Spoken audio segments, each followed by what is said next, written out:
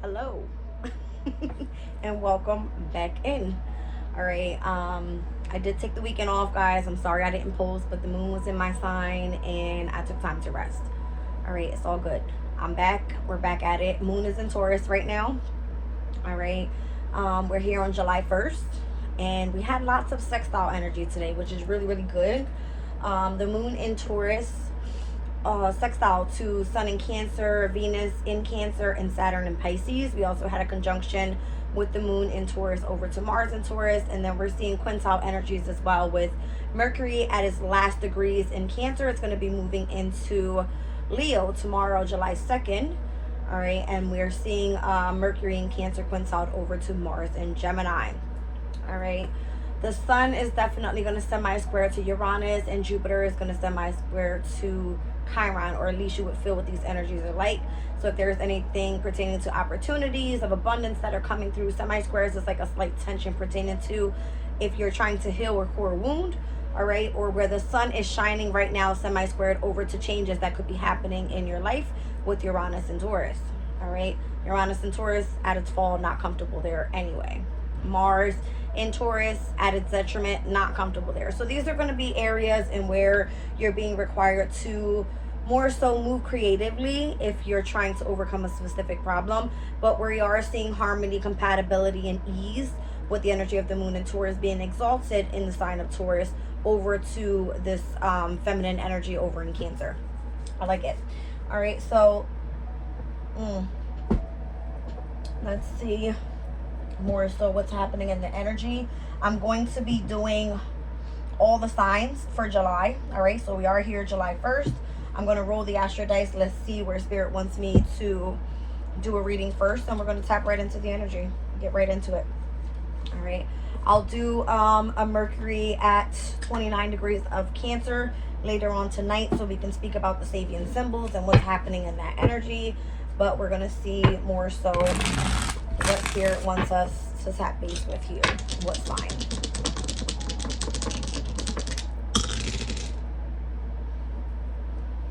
I'm seeing Gemini in the 12th house. This is going to be Sun, Moon, Rising, Cancer. All right, with Uranus's energy. Uranus is currently in Taurus. All right, so it looks more so like we need to tap base with what the 11th house looks like. All right, 11th house with Uranus being there. It's in its ruling house. All right, there could definitely be in the sign of Taurus where I don't know if someone could be like overthinking something that needs a certain change, all right, in the environment pertaining to, I want to say something creative, all right, something futuristic, something that requires technology, innovation, that type of thing. All right, this could involve luxurious things, like, I don't know why I feel like cars, because I'm seeing Gemini energy. Gemini rules the 3rd house. It has a lot to do with cars. But Gemini in the 12th has a lot to do with like utilizing your imagination, being inspired by something. All right, being curious about the unknown, that type of thing. So let's just see what spirit has for us here. All right, so I'm seeing a Mars in Gemini. So this is a transit that's going to be coming up on July 20th. All right, so there may have been where you could have been experiencing long nights, all right, no sleep, all up in your head about something, more so overthinking, all right, lots of anxiety, stress, and or worries about a particular situation. All right, Cancer. So the Knight of Cups, this could definitely be speaking about a Cancer, Scorpio, and or a Pisces, or this could be yourself and how you're meant to open yourself up to love, all right? This could be you needing to go out more, getting out on dates. If you're overwhelming yourself with mental energies, then this is where you need a break, okay? Mars is actually going to be stepping into Gemini again on July 20th. So that's where the energy is warning you here this month, Cancer, is that once that transit takes place, you're going to see an expansion of communication coming through, even subconsciously. All right, so be careful that you are not overdoing it with the amount of information you're taking in, okay? I see you open-hearted to this, all right? You really wanting to tap in with your emotional state for sure, because the Nine of Cups is what came out as your goal. All right, so Jupiter in Pisces for you, Cancer. Pisces going to be your 9th house of spirituality. All right, so there's going to be some sort of wish fulfillment that comes through. Normally it's something spiritually pertaining to like a belief system, or, you know, if it has something to do with like foreign travel. All right, this could be like you tapping base with your spirit guides, that type of thing. All right, looks like in the past there's something that changed for you here with the Wheel of Fortune, within all the fixed signs in your chart. So let's take a look. So that would be Cancer, your 2nd house, which is Leo, your 5th house, which is going to be Scorpio's energy. Okay, Aquarius is going to be your 8th house, and then we're looking at the energy of Taurus being in your 11th, as we spoke about. All right, so something pertaining to changes that were happening in those following houses that may have affected where you are currently right now. All right, Venus in Cancer's placement right now could be working out well for you. This could be like your appearance. This could be more so how you're presenting yourself out pertaining to love. Okay, so this is current transit in your sign right now, and it's coming out as the current position, so that's really good. All right, so you could have met someone, you could feel that you have a spiritual attraction to someone, kind of getting like, this could be you overall balancing out both, you know, your feminine and masculine energies within yourself to heal something. All right, yeah, it's kind of giving me that where you're like looking for balance here. So for you, Cancer, Libra is going to be the energy of your 4th house of home. So this could be like a love partner, a twin flame type of energy for you. More so even like a soulmate, okay, if you think about it. Because the 2 of Cups is very spiritual, deep in connection within self. Overall, this could be a connection with your spirit guides, that type of thing. All right, so heavy balance coming in the near future with the Justice card here. All right, let's see what is surrounding your environment. All right, you have a King of Cups and a King of Pentacles coming up in your environment. Cancer, Scorpio, and or Pisces. And we're looking at the energies of Taurus, Virgo, Capricorn for you. All right, so we're looking at the energies of your 1st house, okay, which is you. Scorpio being your 5th house. And then Pisces being in the energy of your 9th house. Okay. This is really, really good, all right, in those specific houses and where this is taking place for you. So the 1st house, once again, is where and how you're presenting yourself out to the world, how you're coming together within, you know, face-to-face connections and presenting yourself out. Your appearance looks great, you know, your energy is great. You show compassion and loyalty and trustworthy energies towards others. All right, also you could be doing something creative utilizing these emotional feelings that you have in your 5th house with Scorpio being there. All right, so it's kind of giving me where Pallas is in retrograde for you. You could be utilizing like the wisdom and knowledge energy in how to come out with something creatively and or how to self-express with the energy of your, you know, intuition even. So then in the 9th house, it has a heavy emphasis on spirituality. That's what it is. All right, so this King of Pentacle energy for you in the environment overall is more so you being grounded within your emotional state. All right, so the King of Cups is mastering your emotions. King of Pentacles is mastering the stability of you know, your overall presentation. That's how I feel. All right, whether this is something that you do for work, if this is a relationship, if this is the stability of your home, that type of thing, your work.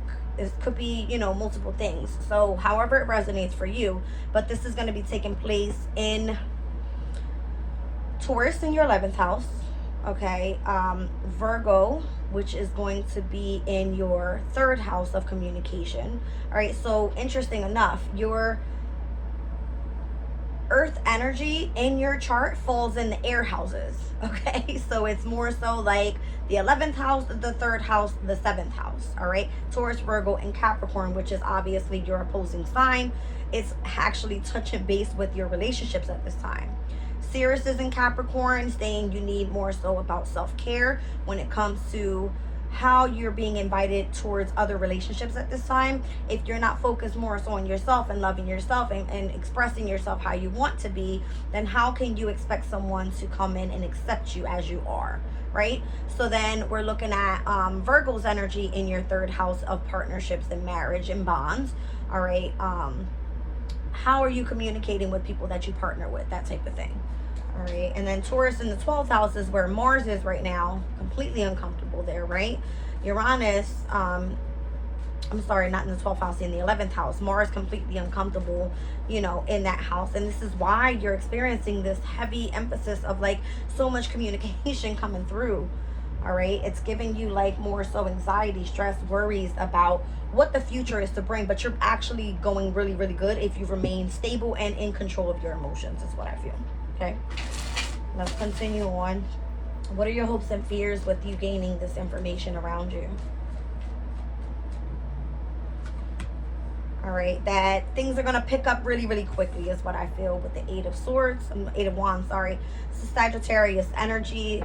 Sag for you is going to be where? I want to say in your 6th house. Yeah, it's going to be in your 6th house. So whatever you do for work requires for you to accelerate quickly, for you to travel, for you to communicate with others, that type of thing. And I feel like it has a lot to do with the emotional state. I have lots of cups out here. All right, I've got the Knight of Cups, which is your challenge and how you need to open up, you know, more within your heart space. The Nine of Cups is basically you going after wish fulfillment pertaining to your emotional state. The Two of Cups is current energy right now and how you're coming into union with what this is. King of Cups energy surrounding your environment, you trusting that the path that you're on is going to lead towards stability. Okay, let's see overall what the reading wants to focus on here.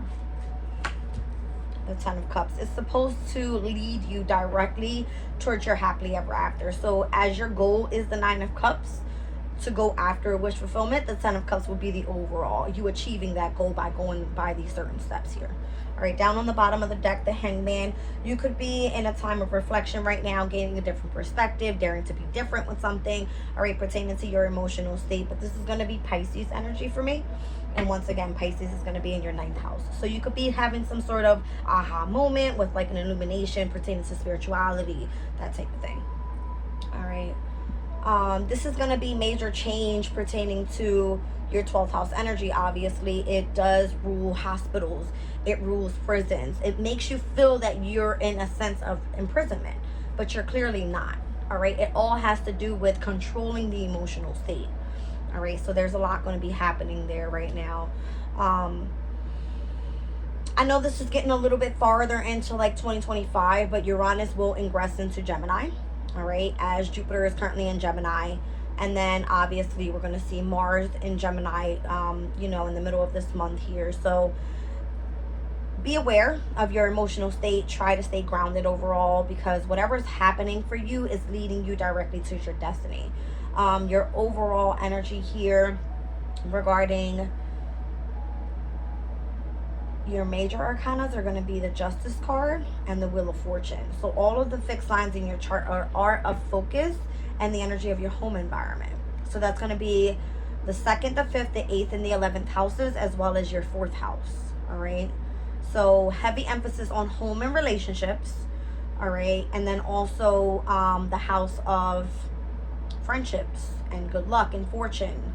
All right. With collaborations, with you, you know, having to more so build your community of people is what I feel, with the Taurus being in the 11th house.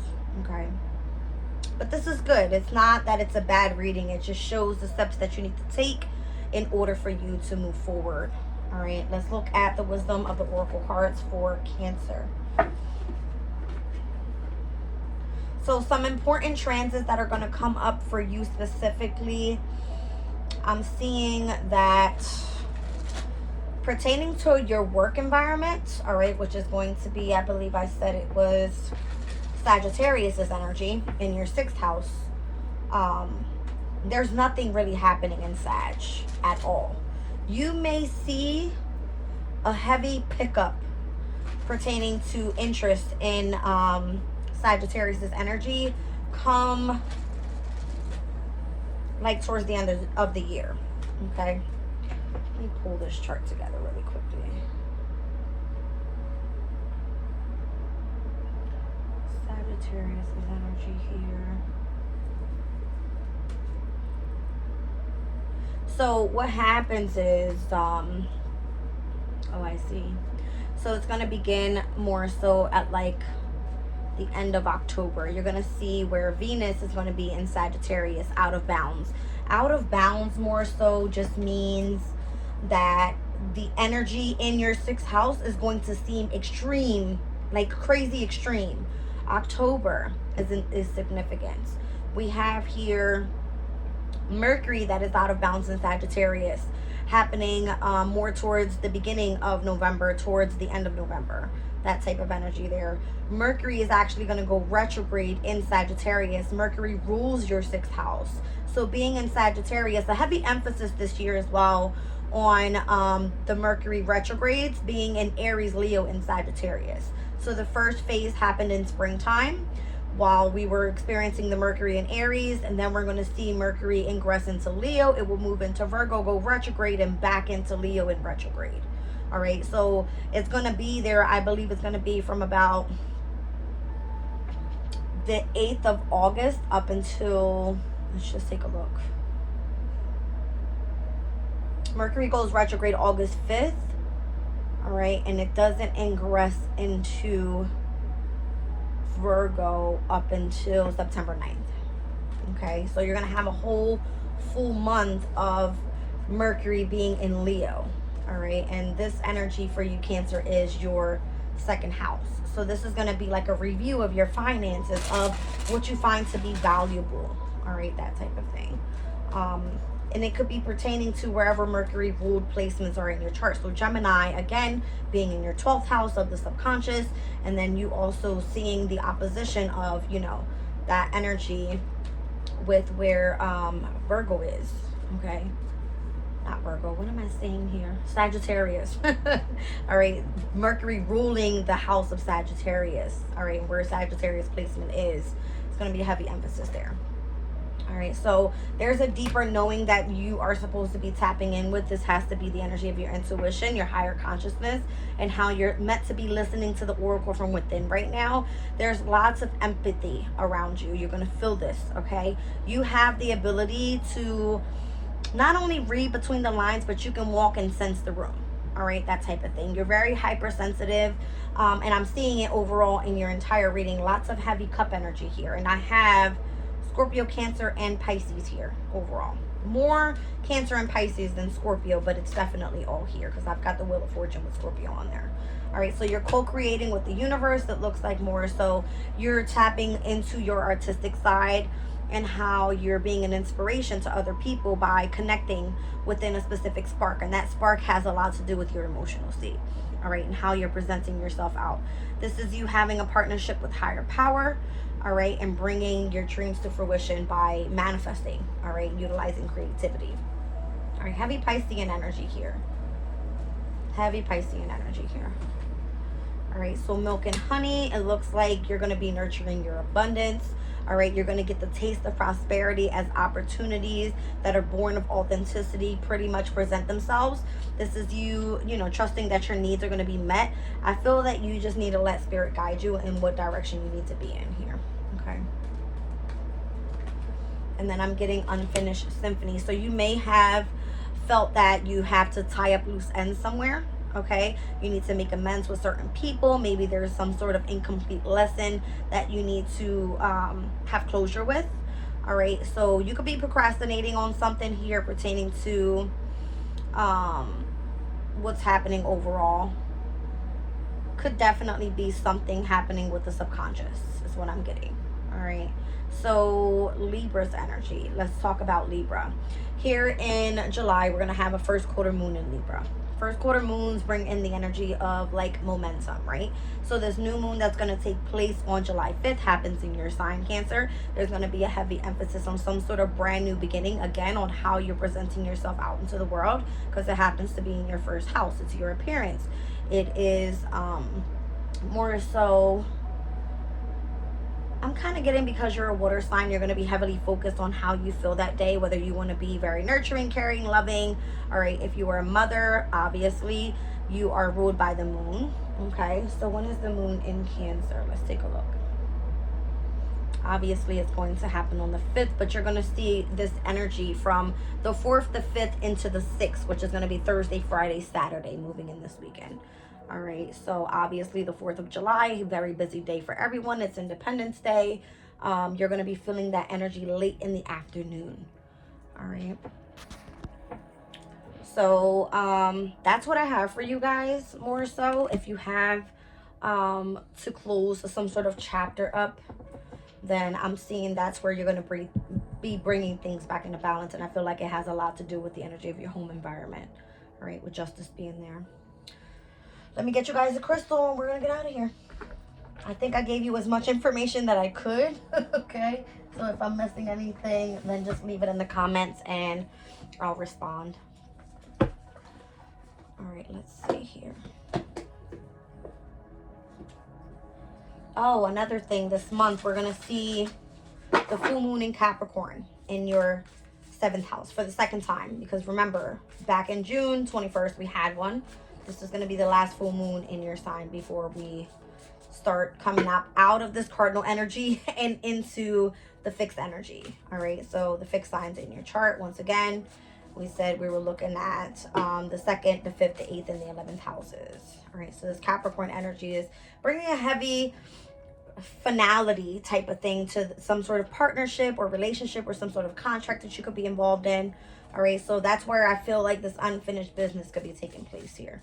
Maybe you need to make amends with someone from your home environment, especially. I'm seeing Justice here having something to do with like the soulmate union, that type of thing. All right, let's see what you get.